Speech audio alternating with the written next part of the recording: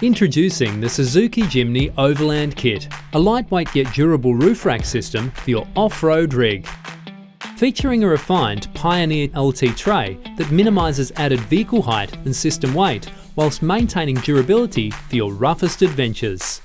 Combined with the DIY-friendly gutter clamp backbone, the entire system is adventure ready with only a 45-minute installation. So let's get the platform set up. Install your corner bases onto the front, rear and side extrusions. Fit your planks to the front and rear extrusions. Mount your underbars to the planks and tighten with the provided torque tool. Assemble your corner covers and tighten.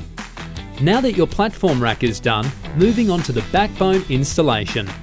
Using the underbars as a reference location, fit your backbone to the platform and secure it with the provided screws and torque tool.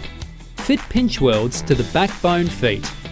Now, moving on to the vehicle installation where it all comes together. The next step will require two people, so with you and your mate, grab the Pioneer LT and carefully position it onto your vehicle. Secure your rack to the vehicle using the torque tool to fit the gutter backbone strap and clamps. And that's it! Your Suzuki Jimny Overlanding Kit is installed and ready for adventure in just 45 minutes.